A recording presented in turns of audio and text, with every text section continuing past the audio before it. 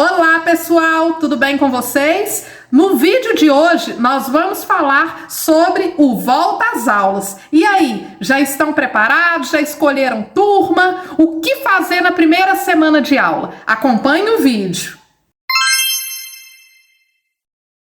Primeira semana de aula, você não pode, já chegar passando matéria, já imprimir aquele monte de atividades que você já vai chegar chegando, já vai chegar tentando ensinar as crianças. Não é dessa forma, tá? Isso aí que eu tô falando, assim, é claro, na minha experiência, na minha opinião, dentro do que eu acredito. Esse ano eu tô novamente com o primeiro ano, eu sempre pego o primeiro ano, que eu gosto de alfabetizar. E na primeira semana de aula é um momento para você conhecer o seu aluno. Você vai ter que cativar aquelas crianças. Como que você irá fazer isso? No primeiro dia de aula, você deve levar pronto, as regrinhas para a sala de aula. Isso é importante, a questão das regrinhas, porque você vai ter uma conversa, você vai se apresentar, Oi, turminha, tudo bem? Meu nome é Cláudia, aí eu passo meu nome no quadro para as crianças verem, Você pode fazer alguma dinâmica com eles, fazer uma brincadeira com eles, fazer uma rodinha de conversa, onde cada um vai falar, por exemplo, para quebrar um gelo ali. Nós vamos, pessoal, cada um vai se apresentar e falar o nome de uma fruta preferida, porque essa é a forma de tentar dialogar com a criança. Então você vai fazer com que aquilo ali que role aquela apresentação, Que eles vão falar sobre eles, o que eles gostam, se eles já estudaram antes na escola, perguntar para eles, o que vocês acham, pessoal, que nós vamos fazer esse ano?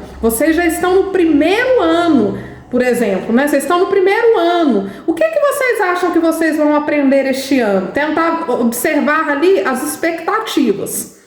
Outra coisa, você pode colocar as crianças em fila e fazer um tour pela escola. Tem criança, pessoal, que às vezes é novato ali na escola, Então nem sabe para onde que ficam os locais da escola. Então o professor pode fazer um tour com esses alunos, tá? Você, professor, irá mostrar seus alunos, falar com eles assim, aqui é a cozinha, é a cantina da nossa escola, onde vai ser... Imaginem vocês assim, como se fosse esses guias turísticos, Vocês vão estar mostrando para o aluno ali cada ponto, aqui que é feito a refeição de vocês, o lanche de vocês. Essa aqui, pessoal, é a nossa biblioteca. Aqui que nós vamos ter vários momentos aí literários, momentos para contar as nossas histórias. Essa aqui é a sala do segundo período, essa é a sala do primeiro ano, essa é a sala tal. Então, assim... Você pode fazer esse tour pela escola para mostrar o seu aluno, para ele poder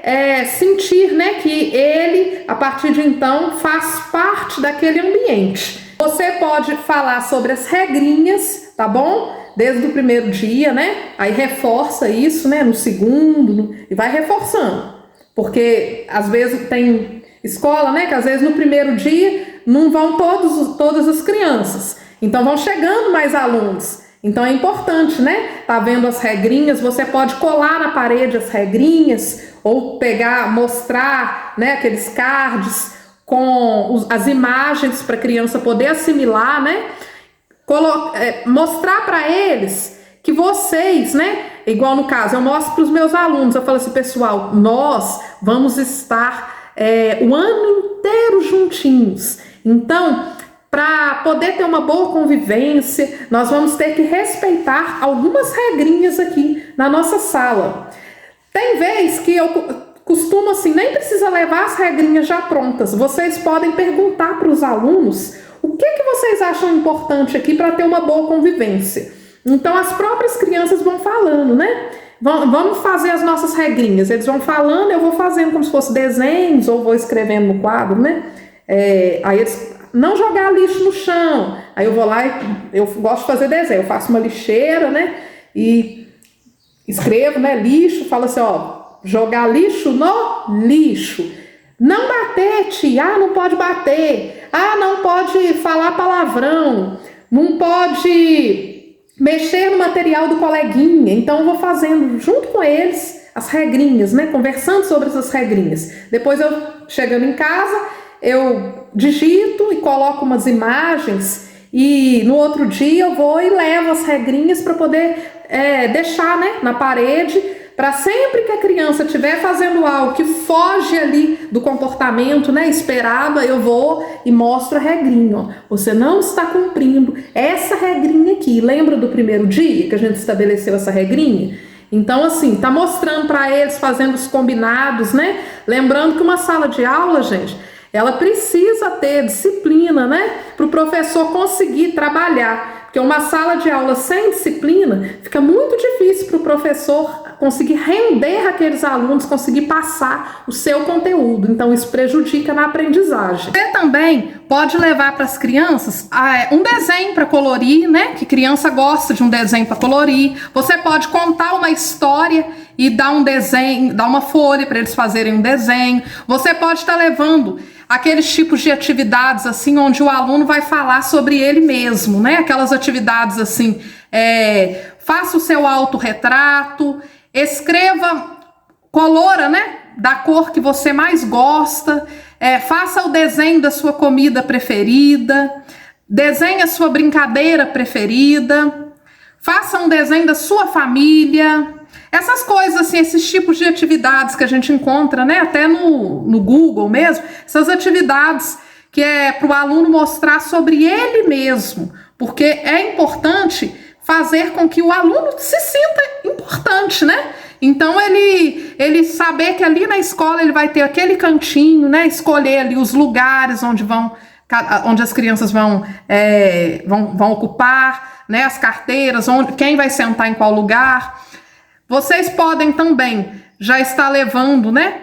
Não no primeiro dia, assim, no segundo dia, terceiro, né? Levar a fichinha com o nome das crianças já pronta, tá?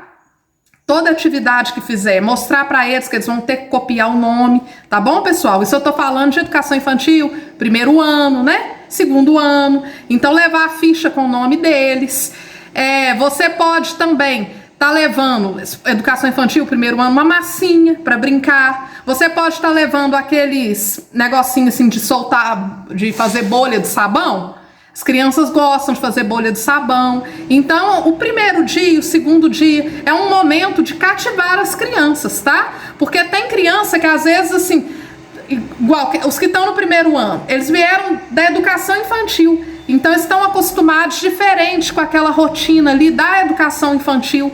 Então, chega no primeiro ano, às vezes volta a chorar, né? Já não gostei muito da professora. Se é uma professora que já chega assim, passando matéria, fazendo cobrança, a criança já começa a reclamar em casa. Então, quem já vivenciou isso, de logo nos primeiros dias já começar a ir no pai reclamar na escola, falando que o filho não quer ir para a escola? Então, por isso que é importante você, professor, né, usar esses primeiros dias, essa primeira semana para cativar as crianças, né? Fazer um pinta-cara, aquelas pinturas faciais, uma dança da cadeira, aquela brincadeira, né? Fazer uma brincadeira aí com seus alunos. Outro assunto, gente, que eu recebi, né, de uma seguidora, até anotei aqui, ó, ela me mandou a mensagem o seguinte. Ela escreveu assim: Cláudia, ano passado peguei o primeiro ano, usei o material que a escola ofereceu e não consegui atingir o meu objetivo. Peguei a mesma turma para esse ano. Então, esse ano ela ficou com o segundo, né? Os mesmos alunos que ela tinha. O que devo fazer? Gente, muitas vezes, se o professor ficar seguindo, né? Ou acha assim, cada professor ele tem que colocar no seu trabalho a sua personalidade, tá? Já aconteceu de eu trabalhar em escola, isso logo no início, né? Tem 13 anos, eu tenho 13 anos de profissão. Logo no início eu cheguei numa escola onde a pedagoga queria que eu fosse parecida com uma professora que tinha antes, no primeiro ano, né?